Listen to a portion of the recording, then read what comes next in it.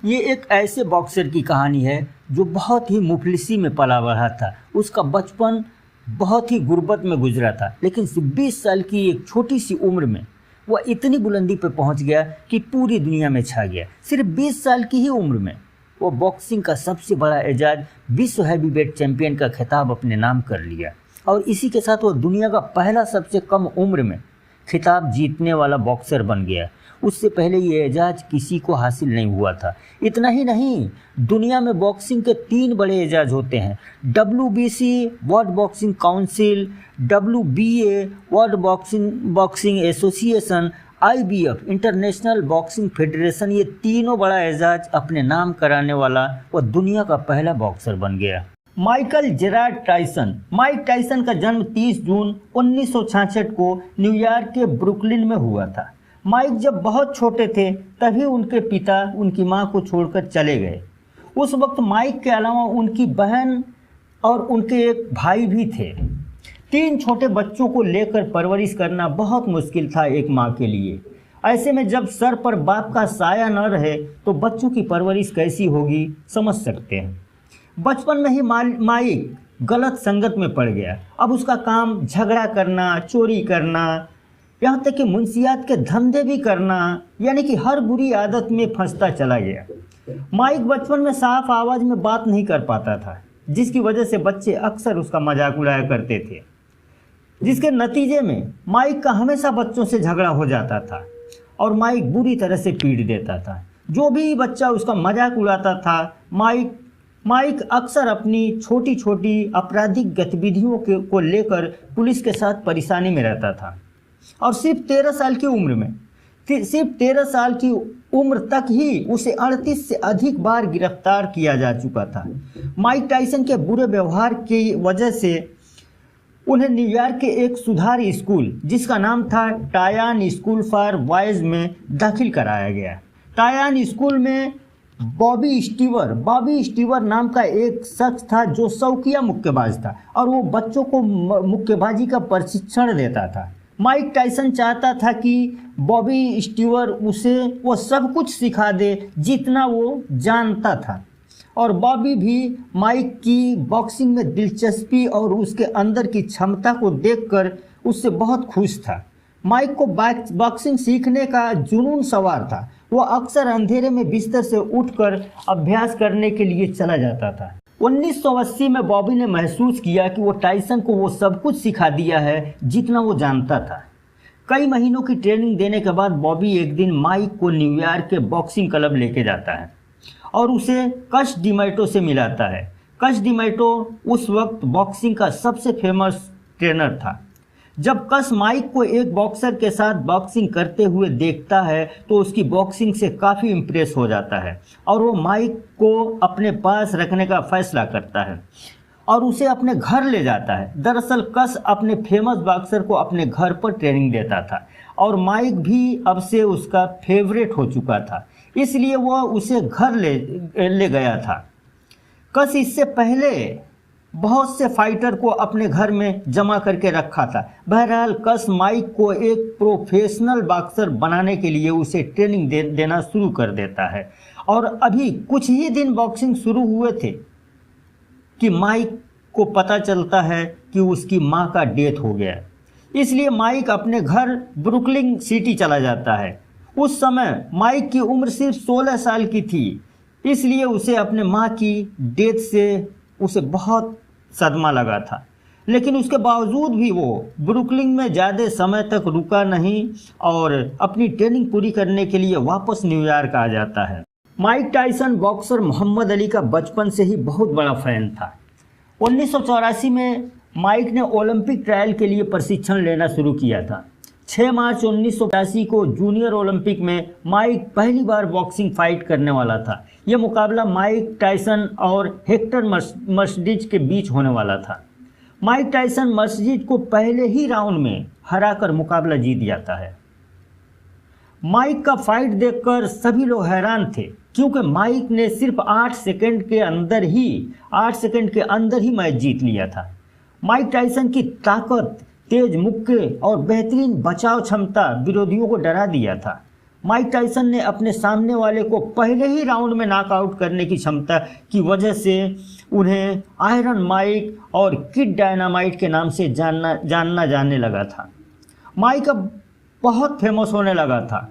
इससे पहले कस ने माइक के लिए एक अच्छा ट्रेनर जिसका नाम केविन था मुकर्रर कर देता है, जो कि माइक को अच्छे से ट्रेन करना शुरू कर देता है और उसे अगले मैच के लिए तैयार करता है। फिर उसी बीच कस की मौत हो जाती है और माइक फिर से अकेला पड़ जाता है, क्योंकि कस उसे बहुत प्यार करता था। लेकिन उसी बीच जिम्मी नाम का बॉक्सिंग मैनेजर माइक के पास आता है। जिम्मी से भी कस ने ही मरने से पहले मिलवाया था। जिम्मी माइक का मैनेजर बनकर माइक को संभालता है। फिर 22 नवंबर 1986 को लास वेगास में होने वाला WBC world boxing council championship में हिस्सा लेता है। इस मुकाबले में माइक ट्रेवर बार्बिक से लड़ने वाला था। मुकाबले की शुरुआत में ही माइक ट्रेवर पर हावी हो जाता है और उसे हराकर माइक आसानी से जीत जाता है। माइक ट्रेवर को दूसरे राउंड में ही नॉकआउट कर देता है और ये खिताब जीत जाता है। उस समय माइक की उम्र सिर्फ 20 साल 4 महीने थी। इस तरह माइक सबसे कम उम्र में ये खिताब जीतने का रिकॉर्ड अपने नाम कर लेता है। रिंग में माइक टाइसन की सफलता यही नहीं रुकी। माइक ने 7 मार्च 1987 को जेम्स स्मिथ के खिलाफ अपने खिताब का बचाव किया और अपनी जीत की सूची में WBC world boxing association championship को शामिल किया। उसके बाद 1 अगस्त 1987 को टोनी टक्कर से IBF इंटरनेशनल बॉक्सिंग फेडरेशन का खिताब भी छीन लिया। फिर माइक तीनों प्रमुख मुक्केबाजी बेल्टों का मालिक होने वाला दुनिया का पहला हैवीवेट खिलाड़ी हो गया। माइक टाइसन ने अपना विश्व हैवीवेट टाइटल बरकरार रखने के प्रयास में 25 फरवरी 1989 को ब्रिटिश मुक्केबाज फ्रैंक ब्रूनो के साथ रिंग में वापसी की। माइक टाइसन ने 5वें राउंड में ब्रूनो को बाहर कर दिया। 21 जुलाई 1989 को माइक टाइसन ने कार्ल द टूथ विलियम को पहले ही दौर में हराकर फिर से अपने टाइटल का बचाव किया। माइक टाइसन की जीत का सिलसिला 10 फरवरी 1990 को ख़त्म हो गया, जब वो जापान के टोक्यो में बॉक्सर बस्टर डगलस से अपनी चैंपियनशिप बेल्ट हार गया।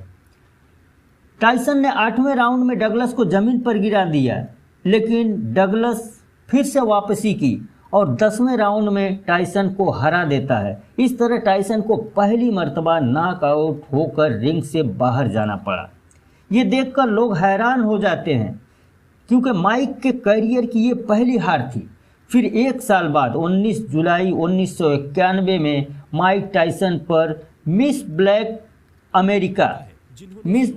अमेरिकन प्रतियोगी देसारी वाशिंगटन ने बलात्कार करने का आरोप लगाया। माइक टाइसन ने सभी आरोपों को बेबुनियाद बताया। टाइसन बोला सब कुछ दोनों की सहमति से हुआ है, लेकिन वह अदालत में अपनी बेगुनाही साबित नहीं कर पाया और 26 मार्च 1992 को लगभग 1 साल की सुनवाई के बाद माइक टाइसन को बलात्कार के मामले में दोषी करार देते हुए 3 साल की सज़ा काटने का आदेश दे दिया गया और जेल में रहते हुए टाइसन ने इस्लाम मजहब अपना लिया और अपना नाम मलिक अब्दुल अजीज़ रख लिया। 25 मार्च 1995 को 3 साल की सज़ा काटने के बाद माइक टाइसन को इंडियाना के प्लेनफील्ड के पास इंडियाना यूथ सेंटर से रिहा कर दिया गया। माइक जेल से छूटने के बाद, जो कि पहले से ही वापसी की योजना बना रहे थे, माइक ने लास वेगास में पीटर मैकनीली के साथ अपना अगला मुकाबले में हिस्सा लिया और 19 अगस्त 1995 को माइक टाइसन ने मैकनीली को सिर्फ 1.5 मिनट में ही हराकर मुकाबला जीत लिया। माइक टाइसन ने अपना अगला मुकाबला भी दिसंबर 1995 में जीत लिया। इस मैच में बस्टर मैथिस से मुकाबला था। मैथिस को टाइसन ने तीसरे राउंड में ही हरा दिया। बहुत सारे सफल मुकाबलों के बाद माइक टाइसन अपने अगले बड़े चैलेंजर इवांडर होलीफील्ड के साथ आमने सामने आए। होलीफील्ड को 1990 में माइक टाइसन के खिलाफ टाइटल शॉट देने का वादा किया गया था। माइक टाइसन से लड़ने के बजाय होलीफील्ड ने डगलस से हैवीवेट खिताब के लिए लड़ाई लड़ी। डगलस 25 अक्टूबर 1990 को नॉकआउट से हार गया, जिससे होलीफील्ड दुनिया का नया हैवीवेट चैंपियन बन गया। फिर एक लंबे समय के बाद 9 नवंबर 1996 को माइक टाइसन ने हैवीवेट खिताब के लिए होलीफील्ड का सामना किया। माइक टाइसन को 11वें राउंड में नॉकआउट से हार का सामना करना पड़ा और इस जीत के साथ ही होलीफील्ड तीनों बेल्ट का हैवीवेट चैंपियन बेल्ट जीतने वाले दूसरा बॉक्सर दुनिया का बनकर इतिहास रच दिया। इस हार से टाइसन को ज़्यादा तकलीफ हुआ और अपने इस नुकसान का बदला लेने के लिए कसम खाया। माइक टाइसन ने होलीफील्ड के साथ दोबारा मैच के लिए काफ़ी तैयारी किया और 28 जून 1997 को दोनों मुक्केबाजों का एक बार फिर आमना सामना हुआ और इस फाइट का लोगों को बहुत इंतज़ार था। इस मुकाबले को पेपर व्यू चैनल पर प्रसारित किया गया और लगभग 2 मिलियन घरों में इस मुकाबले को देखा गया और ये मुकाबला ने उस समय सबसे अधिक पेपर व्यू टेलीविज़न दर्शकों के लिए एक रिकॉर्ड स्थापित किया। यही नहीं, दोनों मुक्केबाजों ने इस मैच के लिए रिकॉर्ड पैसा भी कमाया, जिससे वे 2007 तक इतिहास में सबसे अधिक पैसा कमाने वाले पेशेवर मुक्केबाज बन गए थे। पहले और दूसरे राउंड तक तो दोनों ने अच्छा खेल दिखाया, लेकिन मैच के तीसरे राउंड में ये मुकाबला दूसरा मोड़ ले लिया। माइक टाइसन ने दर्शकों और मुक्केबाजी अधिकारियों को चौंका दिया जब उन्होंने होलीफील्ड को पकड़ लिया और होलीफील्ड के दोनों कानों को काट दिया, जिससे होलीफील्ड के दाहिने कान का एक टुकड़ा पूरी तरह से अलग हो गया। माइक टाइसन ने दावा किया कि ये कार्रवाई उनके पिछले मैच से होलीफील्ड के गलत परफॉर्मेंस के प्रतिरोध में था। बहरहाल जज टाइसन के तर्क से सहमत नहीं थे और टाइसन को मैच से अयोग्य घोषित कर दिया। 9 जुलाई 1997 को राज्य एथलेटिक आयोग ने टाइसन के मुक्केबाजी लाइसेंस को रद्द कर दिया और टाइसन पर होलीफील्ड को काटने पर 3 मिलियन का जुर्माना लगा दिया।